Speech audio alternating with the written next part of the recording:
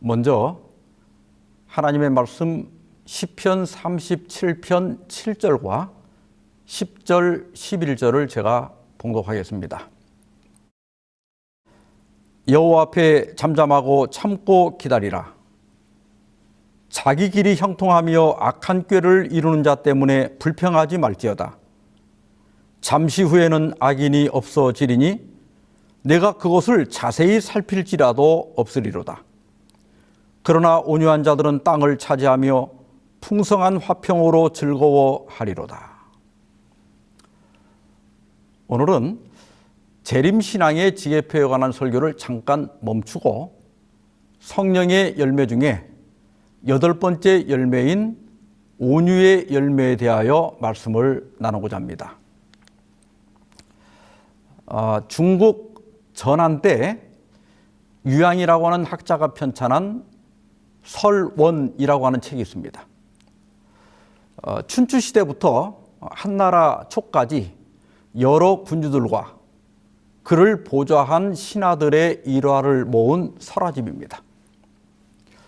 제10권 경신편에 보면 노자의 스승인 상창이 병이 들었습니다.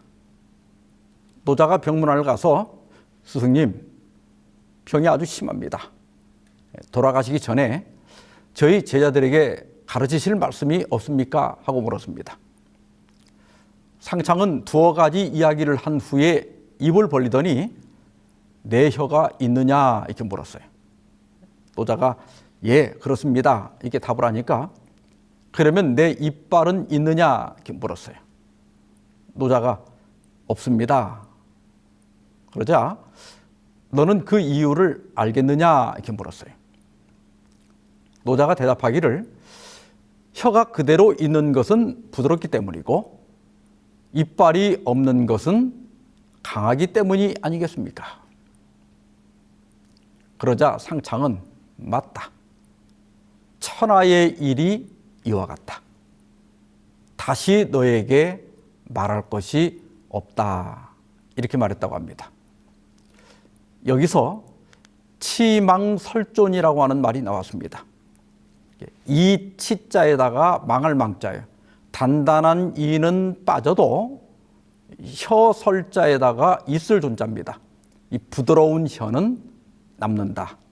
이것이 세상의 이치다. 언뜻 보기에는 강한 것이 이기는 것 같아도 시간이 지나고 보면 결국은 부드러운 것이 이긴다는 것입니다. 우리가 조금 전에 보았던 본문의 말씀 중에서 11절의 말씀을 우리나라 사람들이 제일 좋아한다고 그래요. 왜 그럴까? 온유한 자는 뭘 차지한다고 그랬죠? 땅입니다. 땅. 우리나라 사람들이 부동산 좋아하죠? 왜 좋아할까요? 어떤 분이 그러더라고요. 어려서부터 땅 따먹기 놀이를 하면서 커서 그렇다는 거예요. 이거 다 우스갯소리죠. 시편 37편은 못된 짓만 하고 살아도 잘 먹고 잘 사는 악인과 착하고 성실하게 살아도 늘 가난하고 고난이 많은 온유한 자를 비교하고 있습니다. 그런데 악인은 잘 되는 것 같아도 결국은 망하고 온유한 자는 어리석어 보여도 또 때로는 약해 보여도 최종적으로 승리한다는 거예요. 예수님께서도 팔복을 말씀하시면서 세 번째 복으로 온유한 자는 복이 있나니 그들이 땅을 기업으로 받을 것이며 그랬습니다. 아마 오늘 본문인 시편 37편 11절을 인용한 것으로 생각이 됩니다. 예수님께서 말씀하신 온유는 헬라어로 프라이스입니다. 이 프라이스라고 하는 말이 사물을 가리킬 때는 우왕청심한 같이 사람을 진정시킨다는 뜻이고 짐승에게 사용할 때는 길들여졌다는 뜻입니다. 또 사람에게 사용할 때는 분노나 난폭의 반대로 온화한, 상냥한 그런 뜻이고 어떤 행동이나 감정 또 징계와 관련해서는 친절한, 관대한 그런 뜻입니다. 우리가 여기서 기억할 것은 온유는 절대 약하다는 뜻이 아닙니다. 약한 것이 아니라 타고난 성질과 열정을 잘 통제하는 것이 바로 온유라는 뜻입니다. 오늘 우리가 읽었던 이 본문은 히브리어로 되어 있죠. 여기서는 온유가 아나운데 동사 아나에서 유래했습니다. 아나는 억지로 무엇을 시키다, 또 강제로 복종시키려 하다, 누구에게 고통을 가하다 이런 뜻이에요. 여기서 형용사 아나우가 파생되었는데 가난한, 고통받는, 비천한, 겸손한, 유순한, 온유한 이런 뜻입니다. 구약 성경에 이 단어가 19번 사용이 되었는데 주로 고난의 목적을 설명하는 데 사용이 되고 있습니다. 왜 하나님께서 고난을 허락하시는가? 사람을 겸손하게, 온유하게 하기 위해서라는 거예요. 이런 원문의 뜻을 바탕으로 온유에 대하여 몇 가지 말씀을 살펴보면 다음과 같습니다. 첫째로, 온유는 자기를 통제하는 것입니다. 모세가 호렙산에 머물러 있을 때 장인인 이드로가 딸과 두 손자를 데리고 사위를 찾아왔습니다.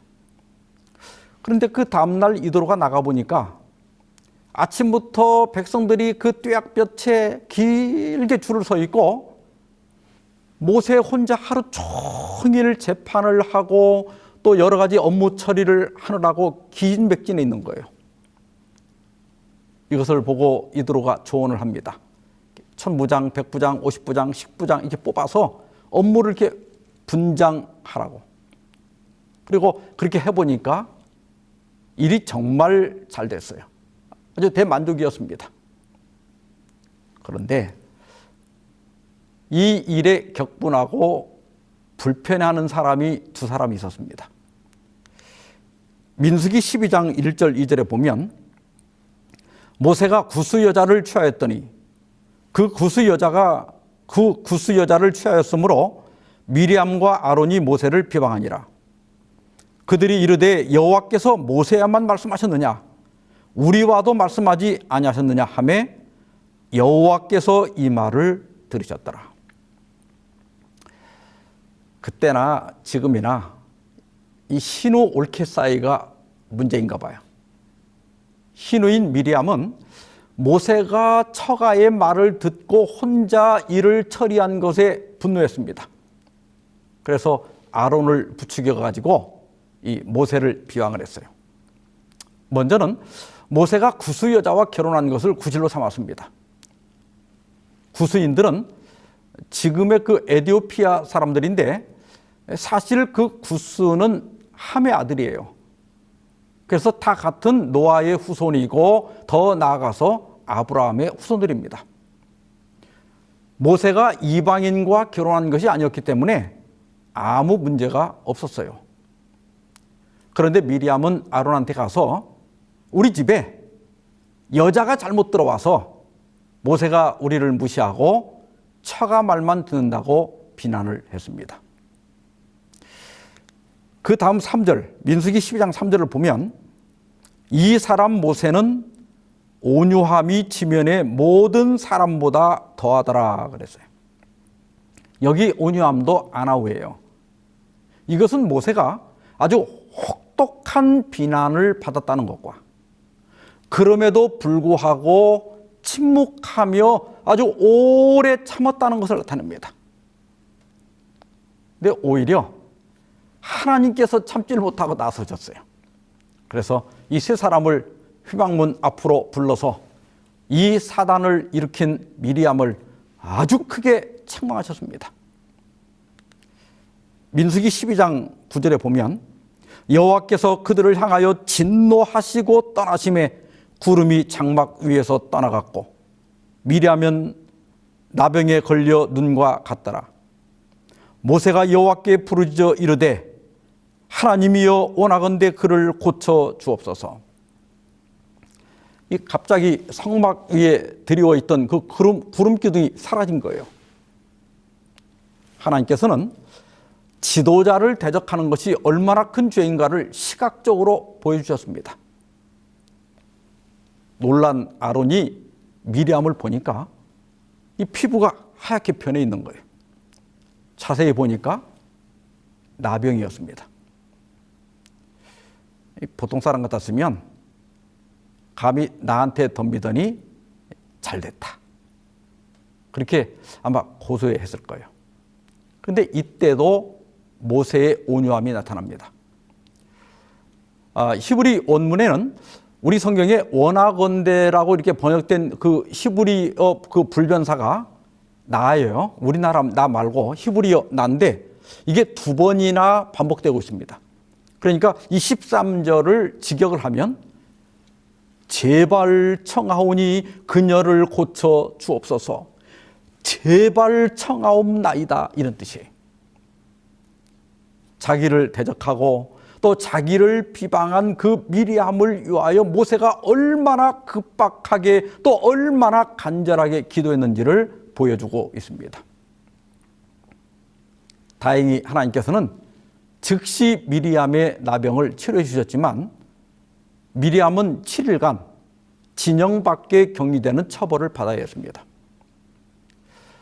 광야 생활 40년 동안 모세는 공적이든 사적이든 극적인 장면마다 아니 이걸 어떻게 참지 할 정도로 온유함을 나타냈습니다. 그런데 여러분, 무엇이든지 끝이 좋아야 한다고 그러잖아요. 이렇게 온유했던 모세가 말년에 큰 실수를 범합니다. 민수기 20장 2절에 보면 휘중이 물이 없으므로 모세와 아론에게 모여드니라 그랬어요. 드디어 하나님께서 말씀하신 40년이 다 찼습니다. 이제 약속의 땅에 들어갈 때가 됐어요. 가나안 변경 가데스에 도착하자 저 멀리 가나안 산들이 보였습니다. 이제 며칠만 더 가면 약속의 땅에 들어갈 수가 있었어요. 그런데 우선 당장 마실 물이 없었어요. 덥고 갈증나는 사막에서 물이 없자 난리가 났습니다. 백성들은 막 때로 모세를 찾아가서 비아냥거리면서 비난을 했어요. 차라리 우리가 그 고라의 반역 때 그냥 같이 죽는 게 나았을 것이다. 지금까지 당신들 하라는 대로 한 결과가 뭐냐? 여기는 밭도 없고 과일도 없고 마실 물도 없다. 당황한 모세가 회막에 가서 엎드리자 하나님께서 말씀하셨습니다.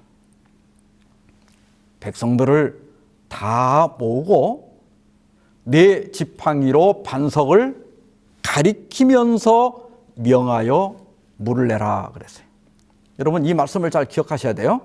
내 지팡이로 반석을 가리키며 명하여 물을 내라. 근데 민수기 20장 10절 11절에 보면 모세와 아론이 회중을 그 반석 앞에 모으고 모세가 그들에게 이르되 반역한 너희여 들으라. 우리가 너희를 위하여 이 반석에서 물을 내랴 하고 모세가 그의 손을 들어 그의 지팡이로 반석을 2번 치니 물이 많이 솟아나오므로 회중과 그들의 짐승이 마시니라.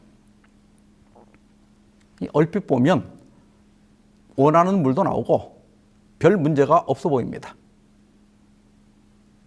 그러나 그렇게 온유했던 모세가 자기 분노를 전혀 통제하지 못하고 있는 것을 볼 수 있습니다. 반역한 너희여 들으라. 또 우리가 너희를 위하여 이 반석에서 물을 내랴. 네, 여러분, 물은 누가 내는 거죠? 하나님께서 내시는 거예요. 근데 우리가 흥분해서 고함을 칠 때는 다른 사람의 말이 들리지 않는 법입니다. 모세가 화가 나서 소리 지를 때 하나님을 잊어버린 거예요. 그래서 하나님을 나타내야 할 그 순간에 자기를 나타내고 말았습니다. 우리가 물을 내랴. 또 또 하나님께서는 분명히 지팡이로 반석을 가리키면서 명하여 물을 내라고 했어요. 고린도전서 10장 4절에 보면 물이 나온 이 반석은 그리스도를 상징한다고 하였습니다. 예수님은 십자가에서 단번에, 즉 한 번 피 흘려 돌아가심으로써 우리를 주에서 영원히 구속하셨습니다. 출애굽기 17장에 보면 이스라엘 백성들이 애굽에서 나온 직후에 르비딤에 머물 때도 물이 없어서 한번 난리가 났었어요. 그때 하나님께서는 호렙산 반석을 그때는 쳐서 물을 내라고 하셨습니다. 그것으로 십자가의 표상이 충분히 이루어진 거예요. 그래서 이번에는 치지 말고 명하여 물을 내라고 하셨습니다. 그런데 이 화가 치민 모세는 반석을 2번이나 두들겨 댔습니다. 물론 이번에도 물은 솟아났지만 그리스도에 관한 좋은 표상의 의미가 망가지고 말았습니다. 지난 40년 동안 모세는 지상에 누구보다도 온유함을 잘 보여주었어요. 그러나 마지막에 모세는 자기 통제에 실패했고 이것은 치명적인 실수였습니다. 민수기 20장 12절에 보면 여호와께서 모세와 아론에게 이르시되 너희가 나를 믿지 아니하고 이스라엘 자손의 목전에서 내 거룩함을 나타내지 아니한 고로 너희는 이 회중을 내가 그들에게 준 땅으로 인도하여 드리지 못하리라 하시니라.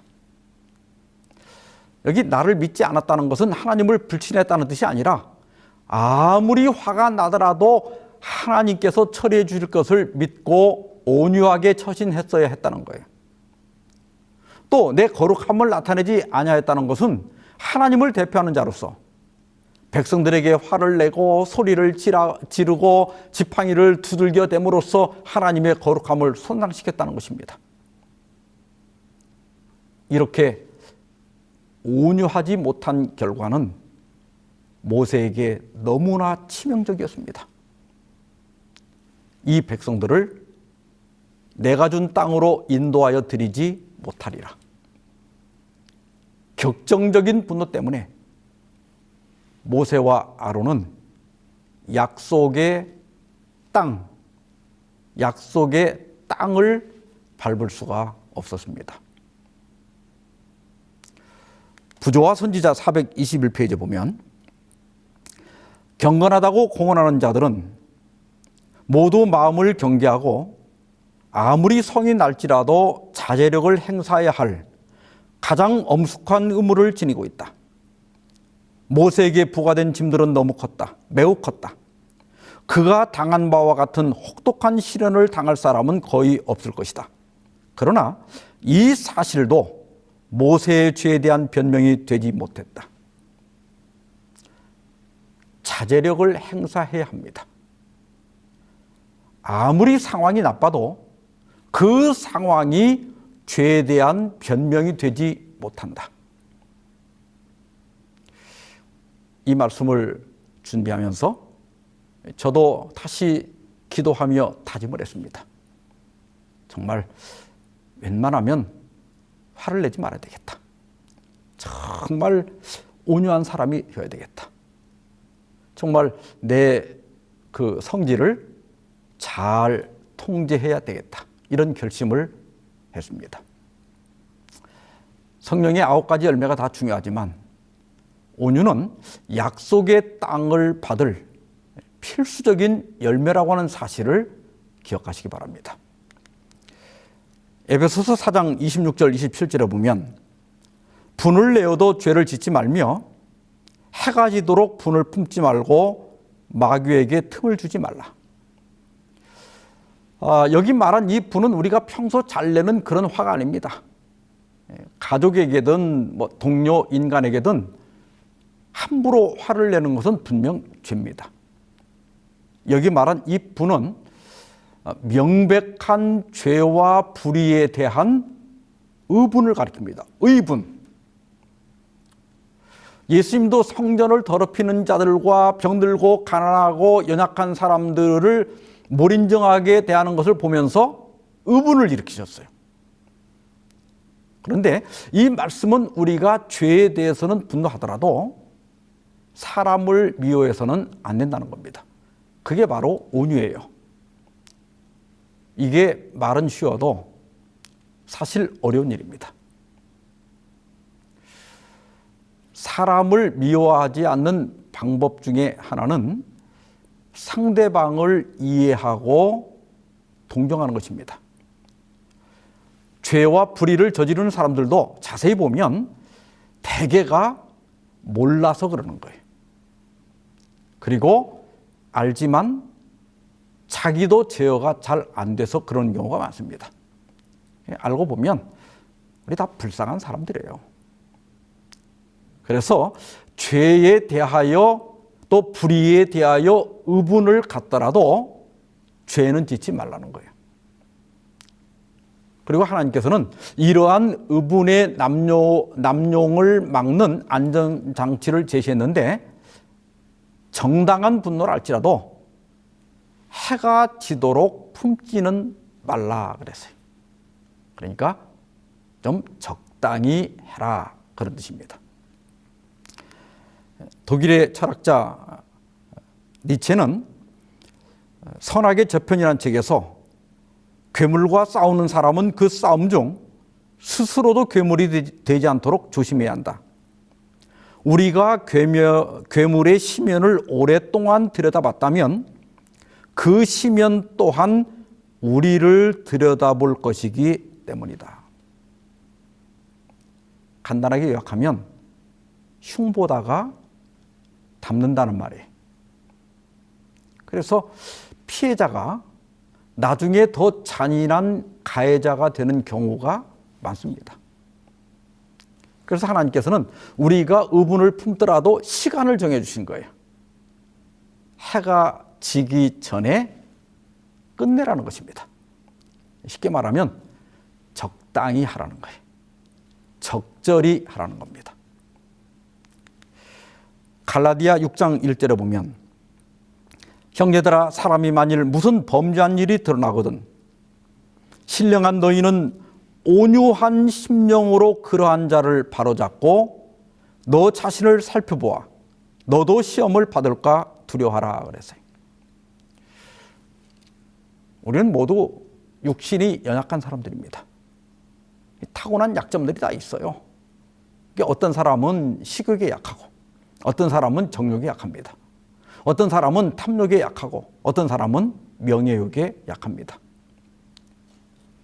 다른 건 그렇게 철저하고 원칙적으로 하는데 의외로 어떤 부분에서는 제멋대로 하는 경우가 있습니다.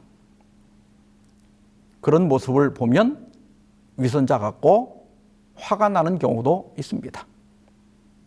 그러나 너희는 온유한 심령으로 그러한 자를 바로잡으라 그랬어요.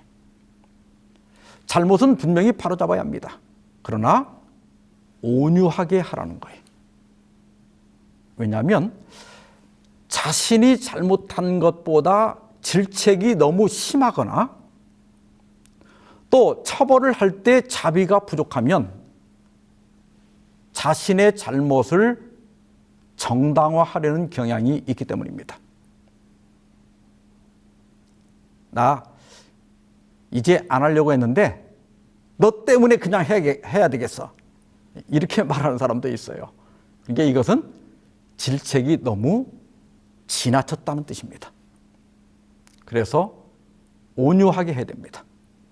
좀 더 시간을 두고 좀 더 부드럽게 좀 더 신중하게 해야 한다는 것입니다. 그것이 온유예요. 두 번째로 이 히브리어 아나우의 그 원뜻을 고려할 때 온유는 고난을 수용하는 것입니다. 전도서 7장 14절에 보면 형통한 날에는 기뻐하고 곤고한 날에는 되돌아보아라. 이 두 가지를 하나님이 병행하게 하사 사람이 그의 장래일을 능히 헤아려 알지 못하게 하셨느니라 그랬어요. 모든 일이 잘 될 때는 감사됩니다. 그래야 교만해지지 않아요. 그래야 하나님을 잊지 않습니다. 그런데 살만하다 싶으면 고난이 닥치는 경우가 많습니다. 여기 곤고한 날은 문자적으로 불행한 날입니다. 불행한 날에는 되돌아보라 그랬어요. 이전 번역에서는 생각하라 그렇게 되어 있습니다. 그 히브리 원문은 라인데 일반적으로 이렇게 눈으로 보는 것을 의미해요. 그 밖에도 관찰하다, 또 숙고하다 이런 뜻이 있습니다. 그러니까 이 개정판에 되돌아보라 이 말은 이렇게 반성하라는 뜻을 이렇게 암시하는 것 같은데, 그런데 그 뒤에 있는 이 두 가지를 하나님이 병행하게 하사라고 하는 그 구절하고 연관시켜 보면 이것은 하나님께서 곤고하게 하신 그 목적이나 이유를 관찰해 보라, 혹은 숙고해 보라 이런 뜻입니다. 창세기 8장 22절에 보면 노아 홍수가 끝난 후에 땅이 있을 동안에는 심음과 거둠과 추위와 더위와 여름과 겨울과 낮과 밤이 쉬지 아니하리라 그랬어요. 이것은 홍수로 인한 격변에도 불구하고 계절의 주기가 중단되지 않을 것을 보증하신 겁니다. 이것은 균형이에요. 균형. 하나님께서는 자연계나 우리의 삶을 알맞게 균형을 잡아주십니다.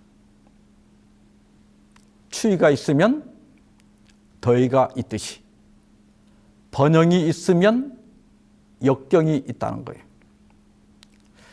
우리 모두가 형통을 바라지만 사실 항상 형통한 것이 꼭 좋은 것만은 아닙니다. 시편 119편 67절에 보면 고난 당하기 전에는 내가 그릇 행하였더니 이제는 주의 말씀을 지키나이다 그랬어요. 이 시편 기자는 고난이 자기의 삶의 균형추라고 고백합니다. 내가 고난을 당하기 전에는 그릇 행하였더니, 이 히브리어로 샤가그인데 길을 잃다 타락하다, 죄 또는 잘못을 범하다 그런 뜻입니다. 내가 형통할 때는 내 멋대로 살았는데 고난을 통하여 방종과 죄를 멈추게 되었다는 뜻이에요. 그래서 이 기자는 71절에서 고난 당한 것이 내게 유익이라, 이로 말미암아 내가 주의 율례들을 배우게 되었나이다 그랬습니다. 고난은 하나님의 길에서 이탈한 우리를 올바른 길로 돌아오게 하는 균형추라는 거예요. 그래서 고난이 꼭 나쁜 것은 아닙니다. 오히려 너무 형통해서 아무 일이 없어서 만일에 나태해진다면 고난을 기다리는 것이 지혜입니다. 초대교회 교부 어거스틴은 하나님의 도성이라는 책에서 이렇게 말했습니다. 누구에게나 고통이 있고 고통은 동일한 것이나 고통을 당하는 사람은 동일하지 않다. 악한 사람은 고통 속에서 하나님을 비방하고 원망하고 모독하지만 선한 사람은 고난을 통하여 하나님을 찾고 하나님을 알고 마지막에는 하나님을 찬양하게 된다. 이 고통은 동일하나 고통당하는 사람은 동일하지 않다. 대부분의 사람들은 고난을 당할 때 하나님을 원망하지만 어떤 사람은 오히려 하나님께 돌아온다. 이런 사람이 바로 온유한 사람입니다. 온유한 사람은 하나님의 징계를 받을 때 반항하거나 불평하지 아니하고 그 징계를 겸손히 받아들이는 사람입니다. 성경에 욥의 이야기가 있죠. 그 욥은 온전하고 정직하여 하나님을 경외하고 악에서 떠난 자라, 그런 평가를 받았습니다. 또 욥은 굉장한 거부였습니다. 그런 욥이 하루아침에 파산해서 거의 알거지가 되었습니다. 그런데 그때 욥은 땅에 엎드려 하나님께 경배하며 이렇게 고백했습니다. 욥기 1장 21절 22절입니다. 이르되 내가 모태에서 알몸으로 나와싸운즉 또한 알몸이 그리로 돌아가올지라.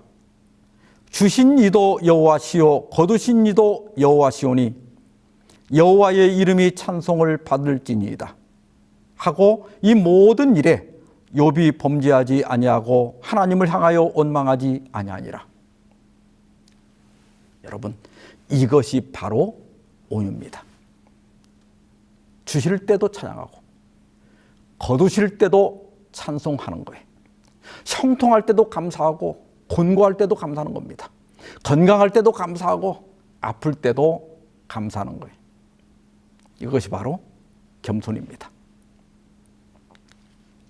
독일 루터 교회에 벤자민 슈물크라고 하는 목사님이 계셨습니다. 이분은 900편이 넘는 이 찬미가 작사자로도 유명한 분입니다. 슈물크 목사님은 독일의 실레지아라고 하는 곳에서 목회를 하고 있었는데 가톨릭과 개신교 간의 30년 종교 전쟁으로 말미암아 루터 교회는 모두 가톨릭교로 넘어가고 변두리에 있는 슈물크 목사님의 교회만 유일하게 남게 됐어요. 그런데 이 가톨릭의 전제가 심해서 신부의 승인이 없이는 환자를 방문하거나 장례식조차 치를 수가 없었습니다. 그럼에도 불구하고 슈물크 목사님은 그 36개 마을을 순회하면서 교인들을 돌보고 열심히 복음을 전했어요. 1904년 어느 날 목사 부부가 먼 지역에 방문을 갔다 돌아와 보니 집이 몽땅 불타버리고 연기만 내뿜고 있었습니다. 두 아들이 보이지 않아서 그 미친 듯이 잿더미를 헤쳐보니까 두 아들이 콕 끌어안은 채 죽어 있었습니다. 두 아들의 시신을 붙들고 이 통곡하던 슈물크 목사님은 문득 하나님이 허락하신 것이라면 이것도 원망하지 말고 받아들여야 한다는 생각이 들었습니다. 이것을 나중에 시로 쓴 것이 우리 찬미가 387장 내 구주 예수여 뜻대로 하소서, 다 아시죠? 이 찬미가입니다. 우리 찬미가에 있지만 곡에 맞추기 위해서 가사를 너무 많이 축약을 했기 때문에 독일어를 영어로 번역된 것을 제가 2절까지만 다시 번역을 해봤습니다. 나의 예수님 뜻대로 하소서. 오 주님 뜻이 내 뜻이 되소서. 주의 사랑의 손안에 나의 모든 것 내려놓습니다. 슬플 때나 기쁠 때나 주님의 것이 되게 해주시고 이렇게 말하도록 나를 도우소서. 주님, 당신의 뜻이 이루어지리다. 2절입니다. 나의 예수님 뜻대로 하소서. 비록 많은 눈물을 통해 보였지만 나의 희망의 별이 흐려지거나 사라지지 않게 하소서. 주님 지상에서 우시었고 종종 홀로 슬퍼하셨으니 내가 주님과 함께 울어야 한다면 주님, 당신의 뜻이 이루어집니다. 이것이 바로 온유입니다. 우리도 늘 이러한 기도와 간증을 주님께 드리는 믿음의 사람들 되시기를 주의 이름으로 축원합니다. 세 번째로 온유는 전적으로 순종하는 것입니다. 마태복음 11장 29절 30절에 보면 나는 마음이 온유하고 겸손하니 나의 멍에를 메고 내게 배우라. 그리하면 너희 마음이 쉼을 얻으리니 이는 내 멍에는 쉽고 내 짐은 가벼움이라 하시니라. 여기 온유가 헬라어로 프라이스인데 짐승이 길들여진 것을 의미합니다. 이렇게 길들여진 상태가 겸손이에요. 예수님은 나는 온유하다 이렇게 선언하셨어요. 이 말씀은 나는 하나님께 길들여져 있다 이런 뜻을 포함하고 있습니다. 시편 40편 8절에 보면 나의 하나님이여 내가 주의 뜻 행하기를 즐기오니 주의 법이 나의 심중에 있나이다 그랬어요. 이 구절을 히브리서 10장 7절에서 그리스도에게 적용하고 있습니다. 그러니까 이 말씀은 예수님의 말씀이에요. 예수님은 하나님의 뜻을 즐거움으로 행하셨습니다. 왜냐하면 하나님의 율법이 그분 안에 있었기 때문입니다. 그러면 율법을 지키는 것이 노력해서가 아니라 저절로 되는 거예요. 이것이 온유, 즉 길들여진다는 의미입니다. 아까 읽은 마태복음 11장 29절부터 보면 나의 멍에를 메고 내게 배우라 그랬어요. 여기 예수님의 멍에가 뭘까요? 소가 그 수레를 끌 때 어깨에다가 멍에를 씌우죠. 만약 그냥 밧줄 갖다 걸면 엄청 아프고 심지어 큰 상처가 날 수도 있습니다. 그래서 멍에를 씌우는데 소가 처음에는 이 멍에를 지지 않으려고 그래요. 그래서 어려서부터 길을 들이는데 처음에는 제 이 손가락 정도 되는 이렇게 가는 막대기를 이렇게 끈으로 해서 목에다 묶어 놓습니다. 그러다 이제 조금 더 시간이 지나고 적응이 되면 조금 더 굵은 막대기로 바꾸고 이렇게 해서 마침내 소가 아무 저항 없이 멍에를 받아들이게 돼요. 이렇게 멍에를 매야 무거운 짐을 실어도 어깨가 아프지 않고 수레도 훨씬 가벼워집니다. 그러면 예수님께서 말씀하신 나의 멍에는 뭘까요? 그것은 예수님께서 가르치시고 명령하신 모든 교훈이나 율법을 의미합니다. 예수님의 가르침은 처음에는 귀찮을 수도 있고 때로는 부담이 될 때도 있어요. 또 어떤 때는 나의 본성하고는 맞지 않을 때도 있습니다. 그러나 그분이 가르치신 대로 사는 것이 가장 편하고 행복하게 사는 비결입니다. 제가 모태신자로 태어나서 평생 목회를 하고 또 성경 연구를 하면서 깨달은 것은 우리가 신앙을 한다는 것은 결국 그리스도의 가르침에 길들여진다는 의미입니다. 길들여지면 계명이 절대 무겁지 않습니다. 아직도 신앙생활이 불편하고 계명이 무겁게 느껴진다면 길이 덜 들어서 그런 거예요. 공자는 논어 유정편 4장에서 이렇게 말을 했습니다. 나는 15세에 학문의 뜻을 두었고 지학입니다. 30세에 설 수 있었으며 이립입니다. 이립이라고 하는 말은 자기 학문이 체계를 이루어서 이제 자기 입장을 갖게 되었다 이런 뜻이에요. 40에는 미혹함이 없었고 부록이라고 하는 것은 사물의 이치를 깨달아서 거짓에 미혹되지 않았다 이런 뜻입니다. 50세에 천명을 알았으며 지천명 그러죠. 하늘의 뜻을 알게 됐다. 혹은 어떤 사물의 원리를 알게 됐다 그런 뜻입니다. 60세에 귀가 순하게 되었고 이순 그러죠.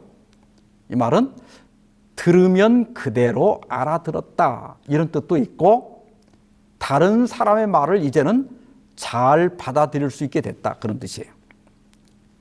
70세에는 내 마음이 하고자 하는 바를 따라도 법도에 어긋남이 없었다. 이걸 종심이라고 그래요. 조출 종자, 마음 심자. 그러니까 내가 70이 되어서는 마음이 내키는 대로 아무렇게 행하여도 법도를 벗어나지 않게 되었다. 이 상태가 바로 프라이스, 온유입니다. 길들여진 거예요. 그러니까 평생 수행의 결과 법도에 완전히 길들여져서 그 법도 안에서 자유롭게 살게 되었다는 거예요. 신앙의 최고 경지는 하나님께 완전히 길들여지는 것입니다. 나의 타락한 본성이나 또 나의 타고난 성질을 날마다 십자가에 못 박고 하나님의 뜻에 철저히 굴복하는 것, 이것이 온유입니다.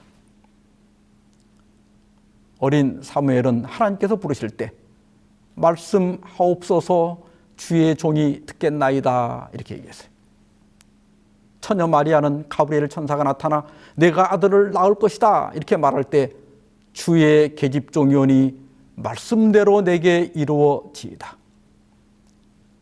이것이 바로 온유입니다. 온유를 한마디로 하면 주의 뜻대로 하소서.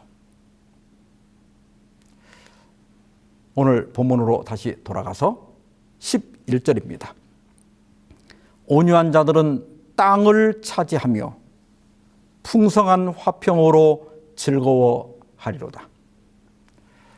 우리 모두 하나님께 잘 길들여진 온유한 사람이 되어서 하나님의 나라가 임할 때 꼭 땅을 차지하는, 다시 말해서 하나님의 나라에 들어가서 풍성한 화평으로 즐거워하게 되길 바라면서 오늘 말씀을 마치겠습니다.